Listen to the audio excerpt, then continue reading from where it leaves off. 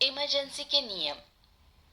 अब तक ये तो हम जान ही चुके हैं कि आम दिनों में देश में शासन चलाने के लिए किस तरह की व्यवस्था अपनाई जाती है। लेकिन भारत जैसे बड़े देश में आए दिन कहीं न कहीं प्रदर्शन, हड़ताल, दंगे या विचारों में मतभेद तो होते ही रहते हैं। यहाँ तक कि कई बार हम अपने पड़ोसियों के साथ भी युद्ध लड़ चुके हैं। इसीलिए ऐसी आपातकालीन परिस्थिति में देश का शासन किस तरीके से चलाया जाता है, ये जानना भी बहुत जरूरी होता है। वहीं हमारे संविधान में ऐसी स्थितियों में सही ढंग से चलाने के लिए इमरजेंसी की व्यवस्था की है। इमरजेंसी के दौरान भारत के संविधान का पूरा प्रारूप ही बदल जाता है, क्योंकि भारत में फेडरलिज्म की व्यवस्था है। यानी यहाँ पर देश और राज्य की अलग अलग सरकारें होती हैं और दोनों तरह की सरकारों को अपने अपने हिस्सों के अधिकार दिए गए हैं। लेकिन इमरजेंसी के दौरान भारत का फेडरलिज्म पूरी तरह खत्म हो जाता है और हमारा देश एक यूनिटरी व्यवस्था में बदल जाता है। इसका मतलब ये हुआ कि इमरजेंसी के दौरान सारी शक्तियां भारत के केंद्र सरकार के हाथों में आ जाती है और राज्य की सरकार कोई भी फैसला नहीं कर पाती। भारतीय संविधान के मुताबिक भारत की सरकार दो तरह की इमरजेंसी लागू कर सकता है। इनमें से पहली है नेशनल इमरजेंसी और दूसरी है फाइनेंशियल इमरजेंसी। नेशनल इमरजेंसी वो होती है जो संविधान के आर्टिकल 352 के तहत लगाई जाती है।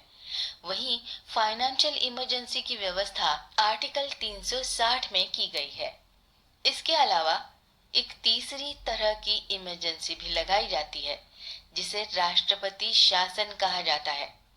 ये इमरजेंसी सिर्फ राज्यों में लगाई जा सकती है और ऐसा तब होता है जब देश के राष्ट्रपति को ये लगे कि किसी भी राज्य का कामकाज संविधान के अनुसार नहीं किया जा रहा। राष्ट्रपति शासन की व्यवस्था हमारे संविधान के आर्टिकल 356 में पाई जाती है। अब हम बात करेंगे आर्टिकल 352 के तहत आने वाली उन चीजों के बारे में जिनकी वजह से देश में इमरजेंसी लगाई जा सकती है। ये आर्टिकल ये कहता है कि भारत का राष्ट्रपति केंद्र सरकार की कैबिनेट इमरजेंसी लगाने के लिए लिखित में से लाभ प्राप्त कर सकता है। साथ ही साथ इसके पास ये शक्तियां भी होती हैं कि वो भारत के किसी भी एक हिस्से पर या पूरे भारत पर इमरजेंसी लगा सके। लेकिन ऐसा करने के लिए तीन वजहों में से कम एक वजह होनी बहुत जरूरी होता है। संविधान के अनुसार अगर भारत किसी देश से युद्ध लड़ रहा होता है या कोई देश भारत पर हमला करने की धमकी दे रहा हो या फिर देश के अंदर ही लोग सरकार के खिलाफ हथियार उठाने लग गए, तब राष्ट्रपति इमरजेंसी की घोषणा कर सकता है।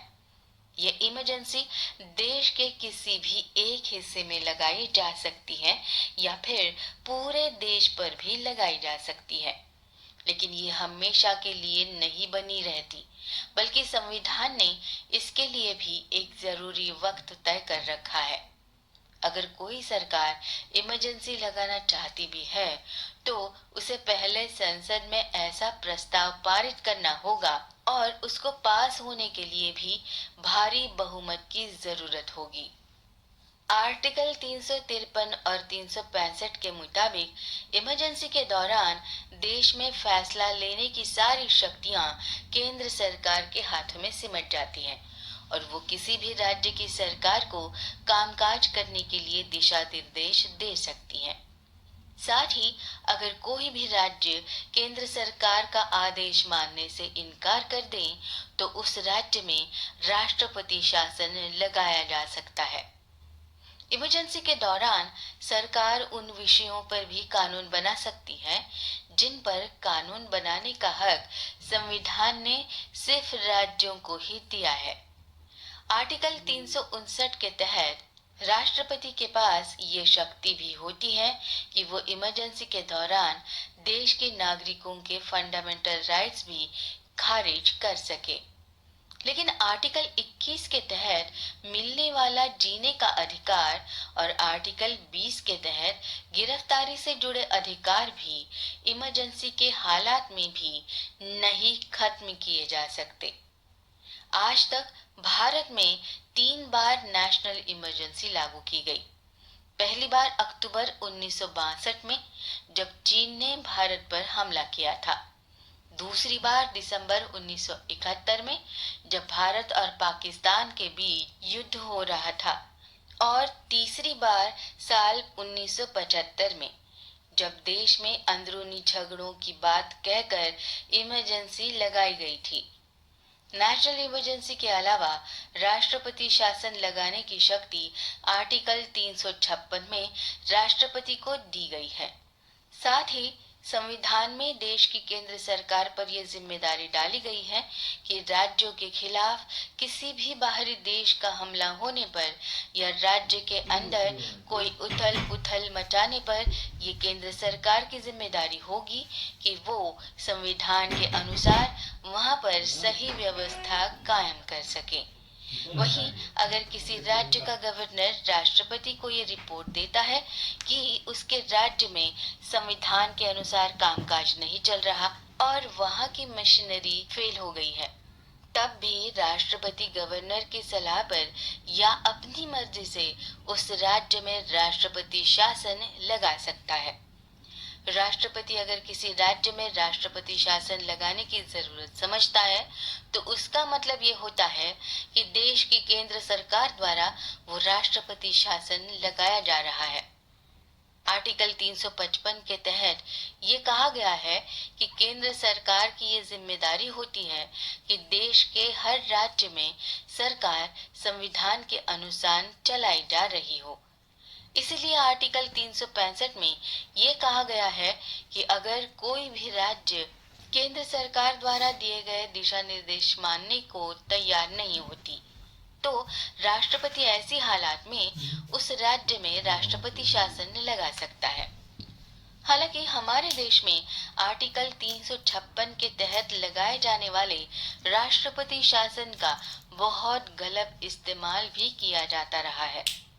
ऐसा भी होता है कि कई बार केंद्र सरकार जानबूझकर राज्यों को काबू करने के लिए उन पर राष्ट्रपति शासन लगा देती है। इसलिए आर्टिकल 356 को कई बार आलोचनाओं का सामना करना पड़ता है, क्योंकि इसका इस्तेमाल करके केंद्र सरकार राज्यों के अधिकारों और उनकी आजादी को छीनने की कोशिश कर सकती है। यहाँ तक कि देश के आजाद होने के बाद 70 सालों में 125 बार राष्ट्रपति शासन लगाया जा चुका है। यहाँ पर उनके द्वारा राष्ट्रपति शासन की घोषणा करने के पश्चात वो शासन अगर संसद के दोनों सदनों द्वारा आगे न बढ़ाया जाए तो 2 महीनों से ज्यादा नहीं चल सकता। हालांकि संसद द्वारा उसे आगे बढ़ाने के बावजूद एक बार में राष्ट्रपति शासन 6 महीने के लिए ही बढ़ाया जा सकता है और ज्यादा से ज्यादा 3 सालों तक किसी राज्य में राष्ट्रपति शासन रह सकता है। आर्टिकल 360 के तहत राष्ट्रपति के पास फाइनेंशियल इमरजेंसी लगाने की भी शक्ति होती है। ऐसा तब किया जाता है जब राष्ट्रपति को यह भरोसा हो जाता है कि भारत की अर्थव्यवस्था किसी संकट में है।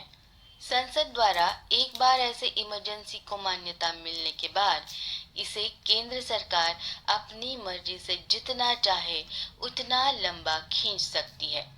हालांकि भारत के आजाद होने के बाद आज तक एक बार भी फाइनेंशियल इमरजेंसी लगाने की जरूरत ही नहीं पड़ी। लेकिन 1990 के दशक में भारत की अर्थव्यवस्था की हालत एक बार ऐसी हो गई थी जिसमें फाइनेंशियल इमरजेंसी की जरूरत जरूर महसूस होने लगी थी।